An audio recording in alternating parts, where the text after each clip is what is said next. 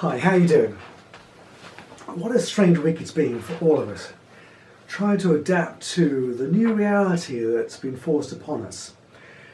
Having to cope with such limits of movement and action, even to the point that our churches are closed even for private prayer.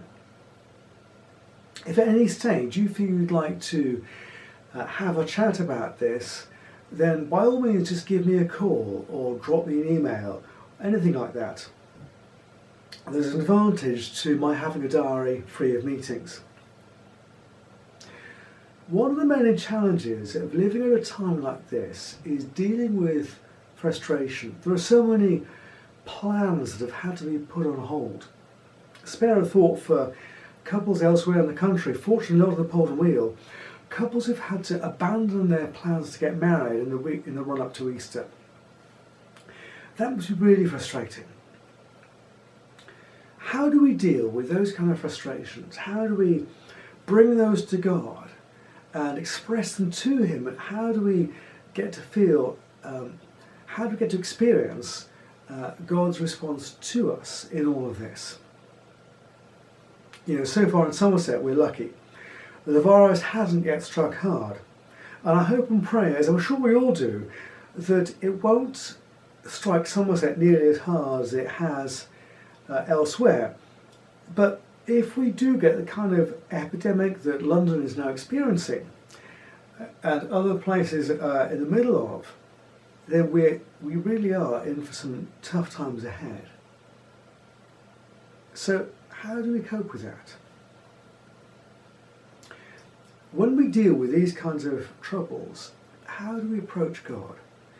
Do we come to Him as a stern judge or as a regal king, or opposite extreme as a small child comes to his dad? Neither of these approaches seem right for the kind of difficulties that people are experiencing right now. So I'm going to come up with some suggestions. How about this? Why, Lord, do you stand far off? Why do you hide yourself in times of trouble? How about this one? How long, Lord, will you forget me forever? How long will you hide your face from us? Or this one, and maybe one or two of you will recognise this one. My God, why have you forsaken me? Why are you so far from saving me, so far from my cries of anguish? My God, I cry out by day, but you do not answer. By night, but I find no rest. These are all examples of how people in the Bible have approached God in times of great trouble. They are the opening verses, as it happens, of Psalms 10, 13 and 22. Some of you may have recognised the last one because Jesus quotes it when he's been crucified on the cross. My God, why have you forsaken me? This is the language of lament. It's a tone that's almost completely absent from the church today, church of all varieties. Not long ago, a well-known American singer-songwriter wrote this: approximately 70% of the Psalms are laments. Approximately 0% of the top 150 modern songs sung most in churches are laments. 0%. This language of lament is probably something we're going to need to rediscover. There are times when I need to know that God is my heavenly dad. But there are also times when I need to be able to bring more difficult and complex stuff to Him. We all do. And we may be coming to a time where we really need to be able to do that. So I'd like to have a look at one of these psalms a bit further, because I want us to be aware of the overall flow of what a lament psalm looks like. It's Psalm 13. How long, Lord, will you forget me forever? How long will you hide your face from me? How long must I wrestle with my thoughts and day after day have sorrow in my heart? How long will my enemy triumph over me? Look on me and answer, Lord my God. Give light to my eyes, or I will sleep in death. And my enemy will say, I have overcome him. And my foes will rejoice when I fall. But I trust in your unfailing love. My heart rejoices in your salvation. I will sing the Lord's praise, for he has been good to me. I'd like to note three things. Firstly is the honesty. In the first two verses, the psalmist expresses raw emotions. He's really going through it at the moment.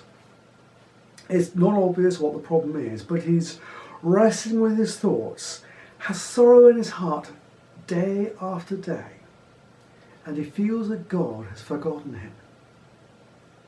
It's not a great place to be. You wouldn't choose to go there, but I think most of us at one time or another have been there. To express these thoughts at its simplest, where is God when it hurts?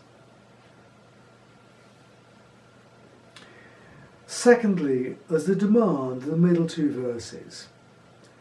Look on me and answer, Lord my God. Give light to my eyes, or I will sleep in death.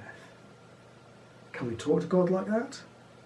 Well, this guy did, and his words are in the Bible, so if it's okay for him, it must be all right for us. And what would happen if God didn't answer? My enemy will say, I have overcome him, and my foes will rejoice when I fall. Have you ever felt like that?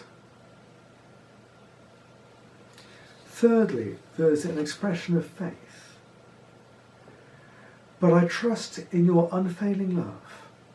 My heart rejoices in your salvation. I will sing the Lord's praise, for he has been good to me. It's this final part that marks this psalm as lament rather than as a moan or a rant.